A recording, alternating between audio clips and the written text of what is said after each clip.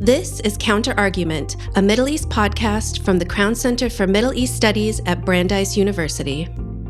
For over 30 years, Dr. Khalil Shikaki, director of the Palestinian Center for Policy and Survey Research in Ramallah and founding senior fellow at the Crown Center, has been conducting public opinion polls of Palestinian and Israeli societies on a wide variety of issues. In this episode of Counter-Argument, we speak with him about misconceptions surrounding Palestinian views of democracy, resistance, and the leadership of the Palestinian Authority in light of escalating violence and diminishing prospects for a peace agreement. My name is Karen Spira. We are the Crown Center for Middle East Studies, and this is Counter-Argument.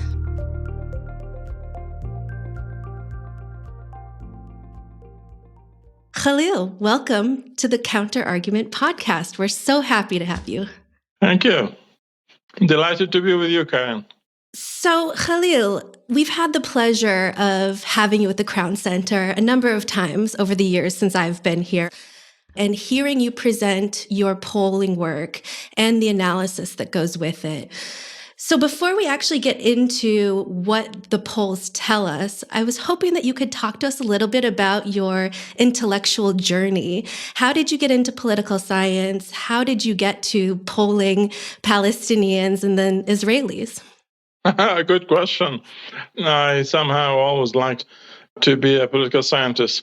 And I went into international relations, in fact. But I also realized very early on that domestic politics is extremely relevant to international relations. And one of the first things that I did as a professor when I started teaching back in the mid-'80s was to try to teach a course on Palestinian politics. I wanted this to be my own introductory course to international relations. And to do that, I needed to understand what was going on in the Palestinian territories.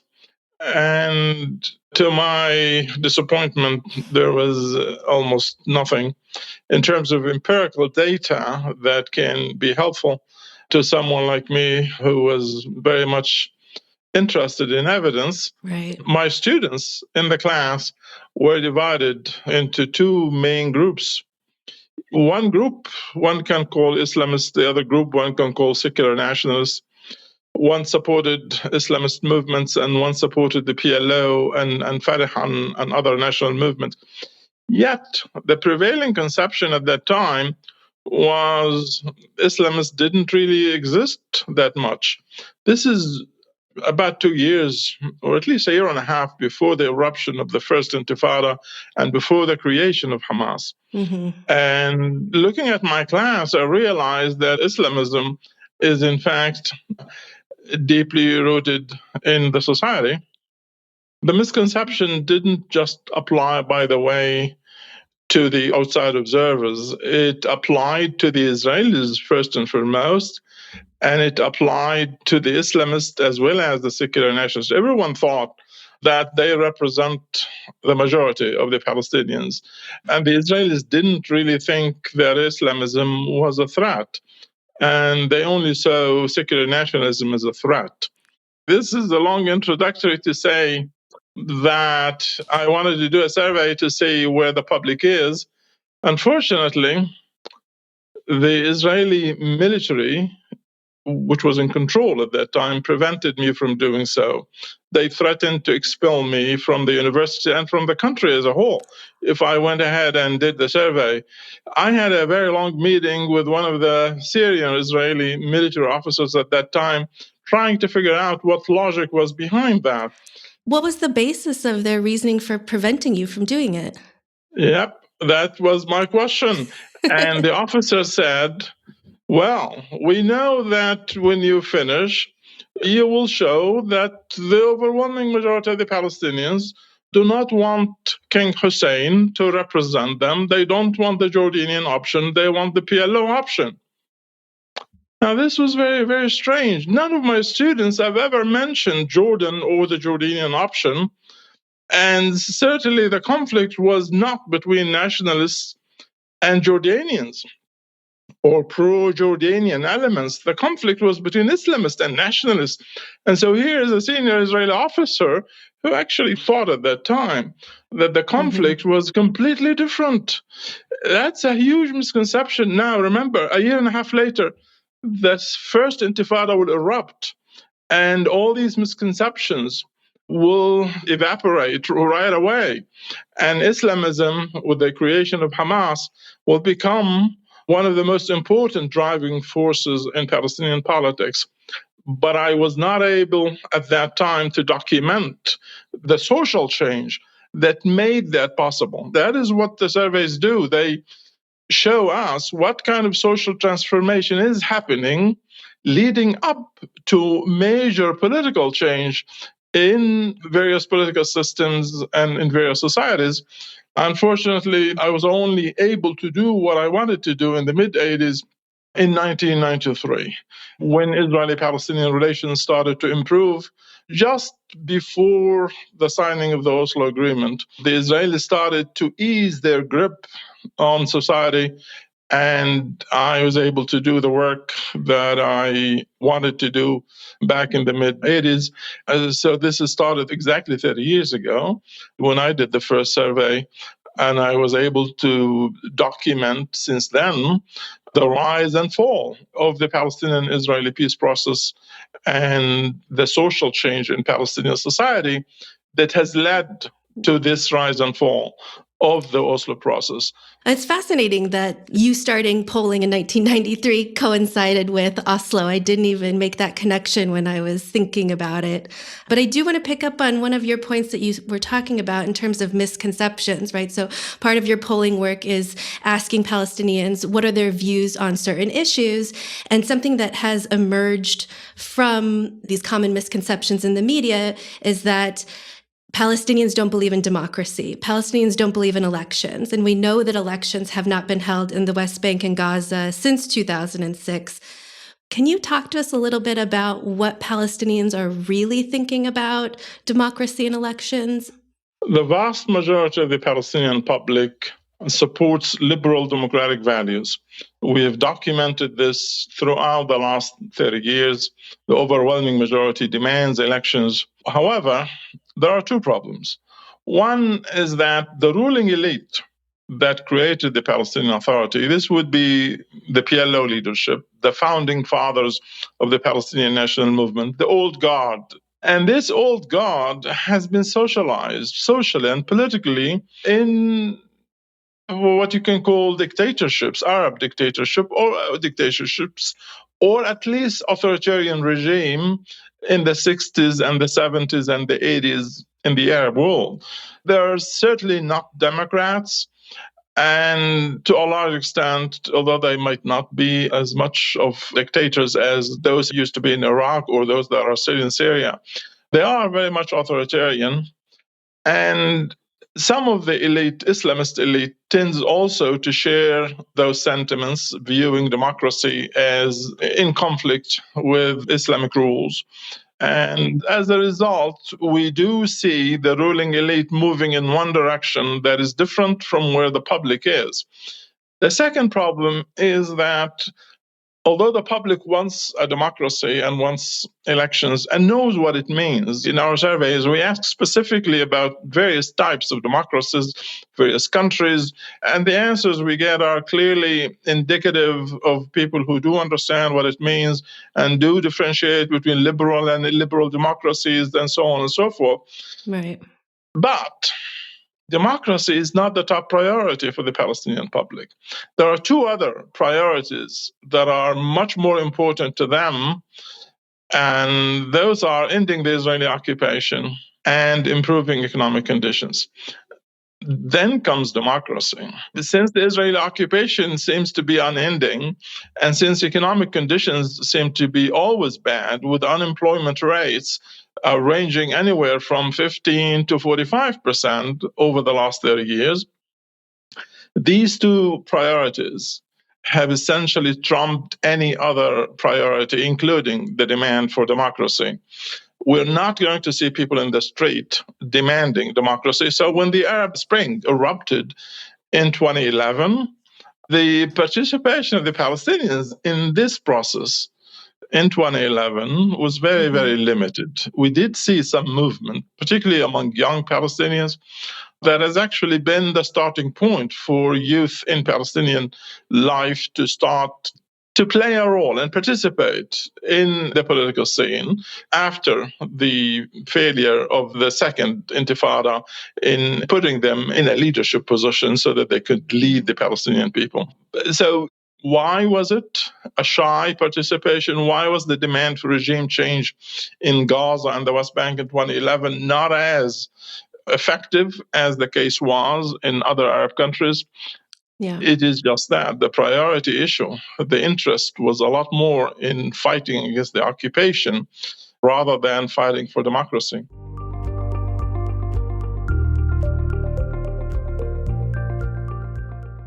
Right. So speaking of fighting for the end of the occupation, we've seen some of these resistance groups have gotten attention in Western media. For example, the Lion's Den in Nablus, the Jenin Brigades. Can you tell us a bit about who they are and how are they different from any other resistance groups that have arisen in the West Bank and Gaza? I was talking a little while ago about the youth and their participation in the political process starting in 2011. But as you know, the Arab Spring ended in misery with civil wars erupting everywhere. And so this was a huge disappointment, even in those places where people saw a democracy emerging at one point or the other. Things were reversed soon after that. And the outcome as a whole was very, very disappointing. So for a while after the failure of the Arab Spring, youth started to disengage. However, about 5 years ago, we started to see, a little more than 5 years, in fact, we started to see a return of a new generation. This time, actually, a very young generation, 15 to 25 years of age, kids, essentially, in high school or in universities and colleges, were essentially disenchanted with everything around them, with their own domestic conditions, with the continuation of the Israeli occupation not being seen ending anytime soon. It is this new generation of young Palestinians who are mostly not religious. Our youth are the least religious in our society. The younger they are, the less religious they are. They are very different from their parents and grandparents when it comes to religious values. These kids tend to be liberal. They tend to support liberal democracies. And they tend to also believe that their own authority is corrupt, authoritarian, and collaborate with the Israeli occupation. This is highly problematic because these kids are in fact secular and nationalist. They come from the same background as the ruling elite. These are the children of the ruling elite. And we're talking about the Palestinian Authority. I'm talking about the Palestinian Authority, indeed. We're talking about the West Bank. So the ruling elite is in the West Bank. And so Jenin and Nablus are two places where we started to see, and the media to report about these kids taking matters into their own hands, forming their own organizations. The reason that they're doing that is because the Palestinian Authority is seen as collaborating with the Israeli army. The Israeli army enters Palestinian cities and towns almost every day to arrest people or to demolish homes of people that Israel accuses of committing violence against Israelis. And they don't like the fact that the Palestinian security services cooperate in this process, allowing the Israeli army to come in and do what it wants to do, while they, the police, our police, basically locks itself in its own barracks and police stations. So they decided that they will form these armed groups and they will confront the Israeli army. It isn't that they are capable of doing so. These are just kids who have received little or no training whatsoever and have very little resources, but they are very much motivated to do so, and they are spreading. This is not something that is restricted, by the way, to Jenin and Nablus. A few days ago, we discovered that groups like these are also found in Jericho, the place that was the last one for one to think that it would have groups like these. Now, what facilitated the creation of these groups is the fact that both Hamas and Islamic Jihad, two organizations that the Palestinian Authority and the Israelis fight against day and night, because they view them as a significant security and political threat for the PA, these organizations, failing to be able to organize themselves and build a military infrastructure of their own, have capitalized on the emergence of this new generation of young kids who are willing to work with anybody who is willing to work with them. And so Hamas and Islamic Jihad, in fact, both have been supporting these groups with some training, with some arms, and with some financial resources. This, of course, is something that they have not done in the past because they didn't in the past trust individuals joining or participating in such activities if they were not members of their own organizations. Well, these are not members of their organization, and they do not share their value system. And so it was a major coup, if you wish, for Hamas and Islamic Jihad to make this transformation in terms of their own decision-making, whether to support or not to support these groups. They're now supporting them, and this support has made a great deal of difference in terms of the ability of these groups then to emerge and to spread throughout the West Bank. They will probably be the most important dynamic in Palestinian-Israeli relations this year and perhaps into the future. Do we have a sense of whether Palestinians support these kinds of resistance groups?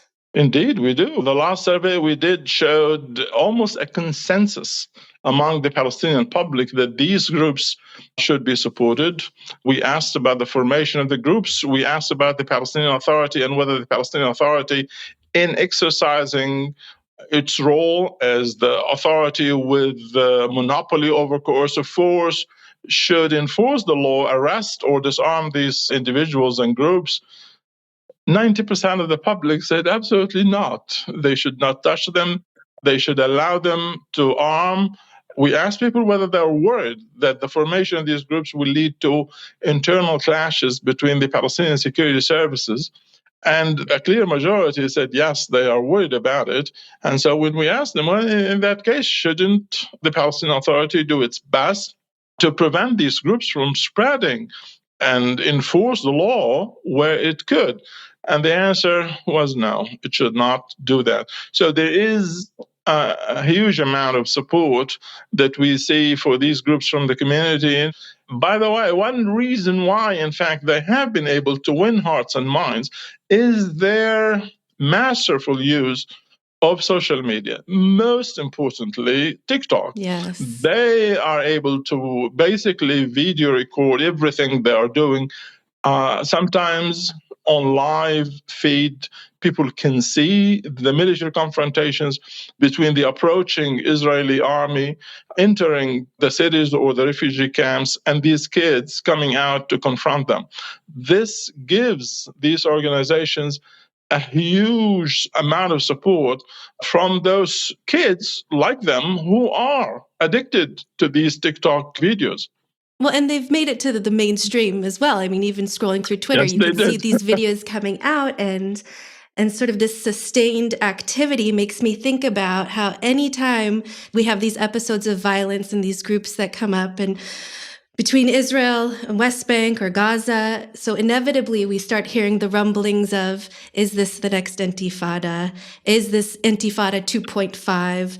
And I'm wondering, based on your own research, is there some new development that's at play here that hasn't been in the mix before? To some extent, I think the prediction that we are about to witness the third Intifada is misleading, and it is a misconception. The belief that there is support for armed struggle, the fact that there are armed groups that are emerging in various locations, shouldn't be taken as an indication that we are about to enter a third Intifada. The reason for this is very clear. In all previous cases, those in authority at the political level and in terms of the security sector in the West Bank, in the second Intifada, for example, was willing to support a second Intifada, was willing, in fact, the Palestinian security sector that was in place when the second Intifada erupted almost in its entirety joined the Second Intifada. The current Palestinian security sector is the most professional we've ever had throughout the history of the Palestinian Authority. It is still in control. Yes, the Palestinian Authority is weakening, and that is the most important danger that one should watch very, very carefully. Because if the current weakening of the Palestinian Authority continues, it will reach a point where the collapse of the Palestinian Authority, particularly the security sector, becomes a real danger. And if and when that happens, then we will get much closer to a third intifada. Right now, we're not there. There's a second condition that is required for an intifada, a sustained kind of intifada, which is to have a political leadership that is willing to allow it to unfold without strong intervention to prevent it. We do not have that. We had that in Arafat in 2000 with the Second Intifada. We certainly do not have that in Abbas, who is, in fact, hoping that he can still put an end to what is the rumbling that we see today. He is unable to do that, however. This is the bad news for him, because Abbas lacks legitimacy and lacks credibility in the eyes of the Palestinian public. The public will consider the Palestinian Authority to be an arm of the Israeli army if it tries to target these kids violently or arrest them or disarm them. This will be seen by the public as a major change in the political system, and the Palestinian Authority will simply lose any public support whatsoever.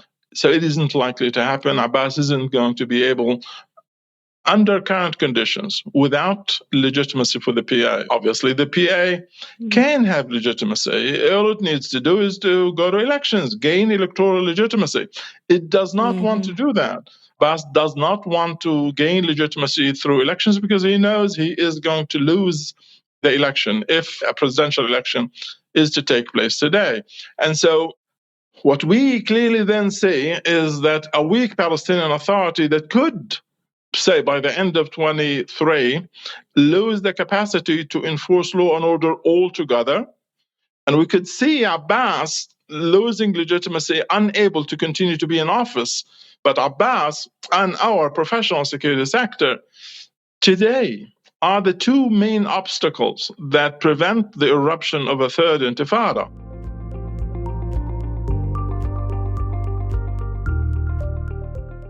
So it brings us to this idea about Palestinian Authority leadership. Some of the misconceptions that we see out there, this idea that Palestinians are the ones who've rejected Israeli concessions, that it's the Palestinians who refuse to come to the negotiating table to make peace. And so therefore, it's the Palestinian Authority's fault or responsibility for this lack of, as you've pointed out, the economic stability, the political stability, and now the social stability as well. So I'm wondering what your polls tell us about Palestinian perceptions of the reasoning behind the inability to forge peace. So if what we are looking at is not the leaders or the elite, but rather public opinion, then you can say that at least all the way until 2010, that's about 17 years, more than half of the period we're looking at, where public opinion was in fact a force for peace, willing, as I said, to support compromise, willing to accept reconciliation, a two-state solution based on the creation of a Palestinian state alongside the state of Israel that would live in peace, security, and cooperation, that would be willing to accept very difficult constraints on its military, as well as concessions related to its sovereignty and to how to resolve the refugee problem, what to do about settlements, and so on and so forth. All of this is evident in our surveys. And in the joint Israeli-Palestinian surveys we have done, there was a similar trend among Israeli Jews as well. And of course, among Israeli Arabs, there was tremendous support for compromise. Really, until only 4 or 5 years ago, we still continued to have, among the Palestinians, a strong majority in favor of compromise and one that is willing to support a two-state solution. The last 5 years, however, saw a very different trend. We lost the majority that supported a two-state solution. We started to see the emergence of a new demand among the Palestinians that was championed by these young kids that I was talking about earlier. And that is for a one-state solution with equal rights.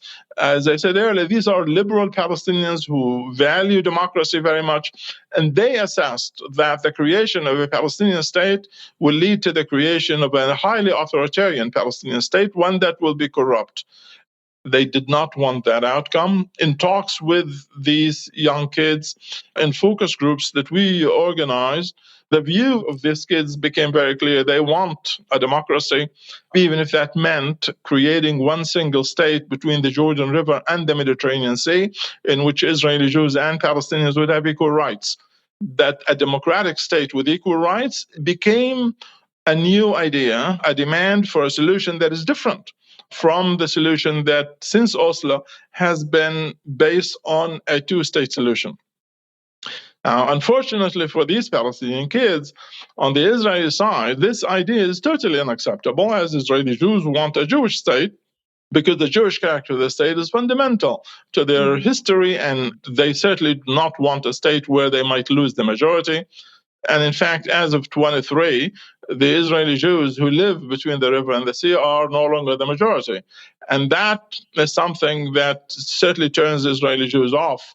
And the idea of a single state for both sides with equal rights is unacceptable to them. So this change in attitudes among Palestinians is one that actually, instead of helping to resolve issues, is making it even more difficult to resolve issues, because the turn away from the two-state solution among the Palestinians.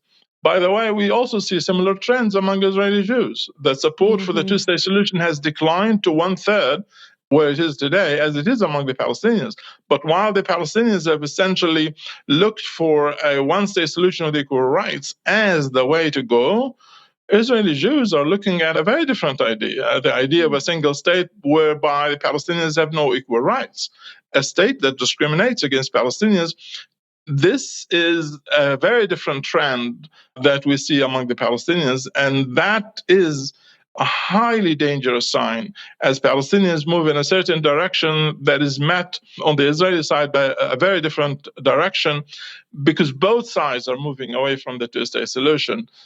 Probably one of the biggest misconceptions about the conflict is the sense that there's been no progress at all that's been made towards peace since Oslo, that it all fell apart, and ultimately that there is no way out of this conflict. But again, your polling work paints a very different picture of the kind of progress that's been made. And I'm wondering if you can point our listeners to the places where progress has been managed to take place, and if you had any specific examples over some of the issues that actually have evolved to not being sticking points in the peace process. If you take the entire period of 30 years, you can see that for at least half of that period, we were making progress. Israelis and Palestinians, leaders and negotiators were making progress.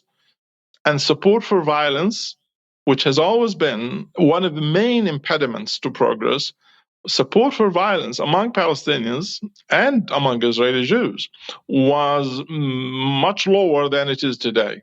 The support for violence, for example, during the first period of after Oslo was less than 20% among the Palestinians.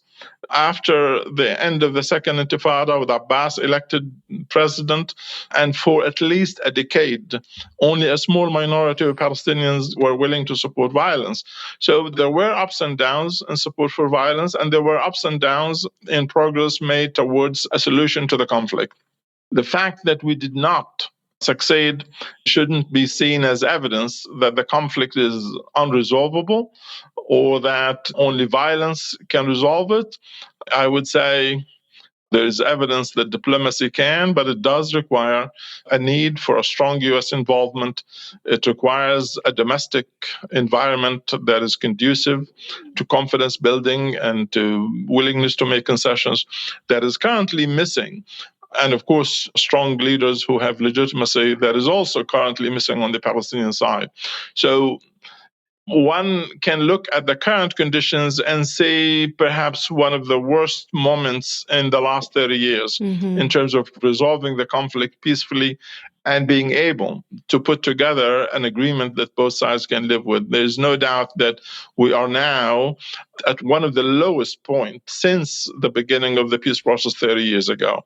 And however, my conclusion isn't that therefore there's nothing to be done and we're all doomed. That is the wrong conclusion, because we have seen in the past that if we are to act differently, if the US is to act differently, if the PA is to gain legitimacy and so on, we can certainly make a difference. And the deterioration of the status quo is definitely not inevitable. I do want to end with a question about surprise. What has surprised you the most about your work, about this polling work that you've done? What have you come across that you didn't expect? Before we did any surveys among the Palestinians, the prevailing conception was that all Palestinians are alike. They all have the same mindset. They all support this or that. This is what the Israeli military general that I met back in the mid-'80s told me. This is what I will find in my surveys. And this message he didn't like at all. Well, the first survey we did showed a very, very, very different picture. Palestinians are as divided as any other society. And they are divided in terms of their values. They are divided in terms of their political attitudes. They are divided based on age. They are divided based on gender. They're divided based on education. And they are divided sometimes based on their income. Socioeconomic conditions drive attitudes. For me, this was a major discovery, with the idea that I was also under, that they all have the same goals and ideas, turned out to be absolutely rubbish. I would also say the first survey I did, I was certainly surprised by the fact that there was so much support for diplomacy and negotiations, since we didn't really have any data before that to describe what was going on the ground. And by the time we were ready to go into the field and collect data, the Oslo Agreement has already been signed. We were, in fact, ready to go into the field just 1 week after that. Wow. So I certainly did not expect to see a majority support for that agreement. The reason, of course, is that we were in the midst of the first intifada. Why would there be such support for diplomacy and negotiations and reconciliation and so on, particularly given the fact that the Oslo Agreement did not produce a Palestinian state? It only produced self-rule and an interim period and the creation of a Palestinian Authority rather than a Palestinian state. To my shock and surprise, 2/3 of the Palestinians, in fact, said yes to the agreement and supported it.